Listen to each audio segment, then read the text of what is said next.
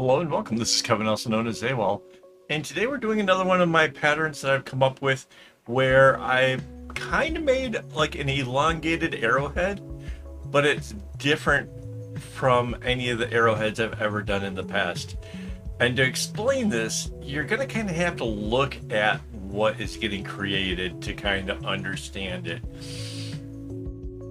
The easiest way I can kind of say is when you come in with a chevron, it then kind of skips. It doesn't like continue on any further at all, ever.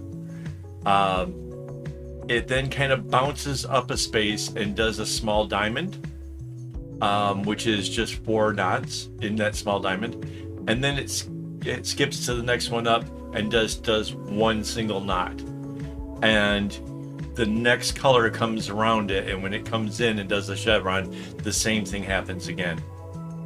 It was really, really different, and I have to say for the whole first half of the bracelet, I was checking the pattern a lot and really trying to concentrate on like what is going on here, why is this so hard.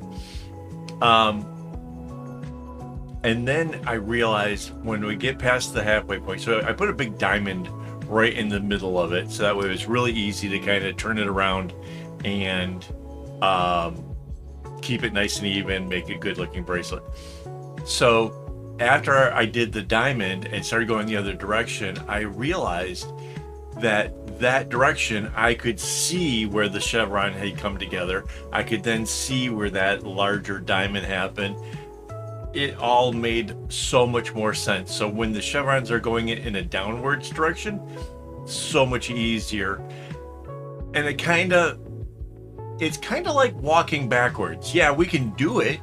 Walking backwards isn't that hard, but it's a whole lot easier going forward. And that's the kind of way I feel about this bracelet, is that when it's coming down as a chevron, like pointing downwards, it is a lot easier to do.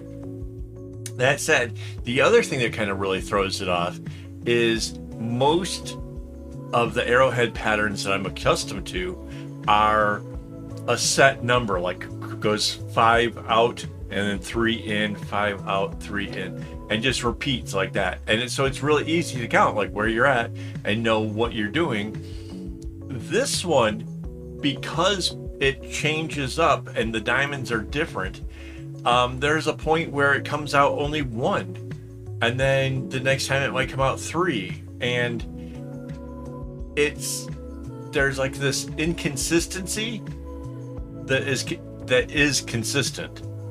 It does change up in a consistent manner, but it's not the same thing throughout the whole bracelet. So that changing is something you kind of have to watch for. Like I said, I kept looking at the pattern. I kept trying to make sure that I was on track, that I was doing the thing.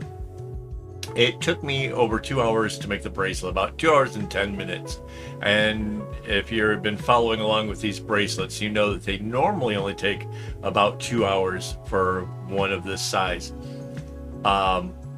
I account the extra 10 minutes is looking at the pattern, trying to see if I'm where I'm supposed to be, see if it's going right or not. I think the latter half of it, I went faster. I think a lot of that really was the beginning of the bracelet that took a lot of extra time. That said, it's a gorgeous bracelet. It really turned out pretty neat. I don't know if non-bracelet makers, like the general public who buys the bracelet, I don't know if they'll necessarily notice the difference of this versus some of the other ones that we've been making with the rainbows, because it just looks like there's a bunch of pretty zigzags, and it's got like the eye thing in the middle, and there's no like extra pizzazz or something about it that really shows how much more difficult this was over the other ones. That said, there's probably somebody out there who's going to see this and be like, wow, that I have to have this bracelet. And that's what I like making these for, is the fact that there's probably somebody out there who's going to see this and it's going to strike them as being different. And I think that's kind of fun. And of course, this type of thing where there's the symmetry and the diamond in the middle and stuff, that's part of what is missing in the other web pages. When I look at patterns, I don't see a pattern that is the entire bracelet. I see little segments that repeat and continue on, and that becomes the whole bracelet, is just whatever that repetitive thing is, you know, carried out over and over until it reaches its length. I kind of want to be able to show you guys, like, you can take those and then you can turn it into something like this, where, you know, it's going in two different directions with big diamonds in the middle, and, you know, something a little more eye-catching than just, you know, the single heading down one direction. Mind you, I used to do a lot of bracelets that were like that, you know, like just a zigzag that went from beginning to end. Nothing wrong with them, except after a while, if you've been making bracelets for a while, it kind of gets a little bit stale of just doing a repetitive pattern from the beginning to end.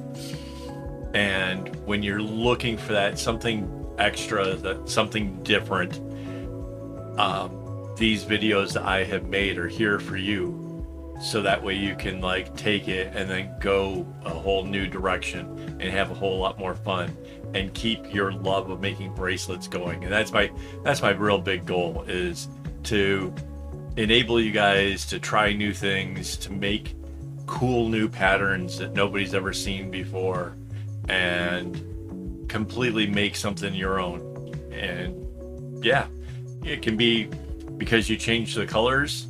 It could be because you changed how it goes in the middle. You know, that big diamond didn't have to be a big diamond. It could have been a small one. And then, you know, kind of starting off from there, it could have done all kinds of different things. And I'm here to try to give you the tools so that way you can do it. Now, we've already passed the halfway point. These videos end abruptly. So before we get any further, I just want to thank my YouTube members for making this stuff possible. I've been doing this for a couple of years now. We have over 900 videos, and I blame it all on these guys. It's their fault that we still have string. It's their fault that I have cool recording equipment. So yeah, it's all their fault. If you want to join, it's easy. It's the join button next to the subscribe on YouTube. It's like $4, and you get to be able to see like videos in advance. They're all scheduled out, right? So the members, they get to see videos early. They get to hang out with me. We do these private hangouts, which are pretty cool. There's a bunch of perks. Watch a little video. Like when you hit the join, it'll give you a video and tell you a little bit about it. But yeah, I like this one in particular. I am still kind of torn on what bracelets to do next. I kind of want to do some 12-string ones, just because I kind of want to try some different kumis for those videos as well. But I'm not sure. I haven't quite figured out what I should do following this, like, because I still have some ideas in regards to like these arrowheads that are different. And I kind of like that one where it changed to like two different patterns in one bracelet, and I'm not sure I can necessarily pull that off with a 12-string bracelet. It's possible. It might be possible. It might be worth trying. And yeah, I have no idea though. Yeah, it's one of those things that's kind of up in the air until it isn't, and then I'll just be working on it from that point. You know, that's kind of how this whole process kind of goes, is dream up something, do it, and then go and dream up another one. So yeah, that's kind of the way this is. Oh yeah, strings were not used up evenly. The pinkish one and the purple were used the most, which I kind of didn't imagine that. The blue was kind of a lot as well, but there were still some strings in there, like the green there was quite a bit longer. Not really bad. I mean, it was sort of close to being even, so it wasn't terrible. Like I still think you could probably have gotten away with quarter length strings as opposed to the 1/3, but there was some difference on it. And yeah, just in case you're curious. I'm trying to see, where are we on this? We're like chartreuse coming in. Yeah, okay. A little ways to go. We're getting towards the end. Oh, and that was the other thing. Getting towards the end, like after suddenly being able to kind of, see how the pattern was shaking out, suddenly I realized we're getting near the end, and I have to be careful because of the way that the ones on the outside don't just keep going, because you have to come in on that angle to finish it off.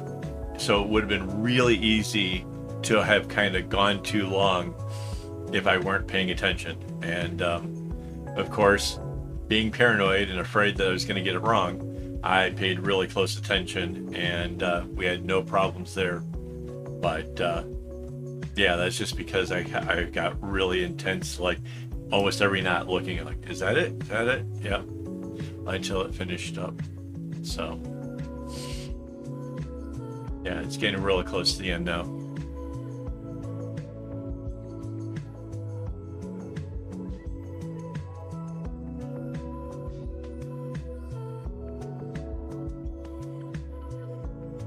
Yeah, definitely never made a bracelet with this pattern ever before, which is kind of neat considering like I've been making bracelets for so long.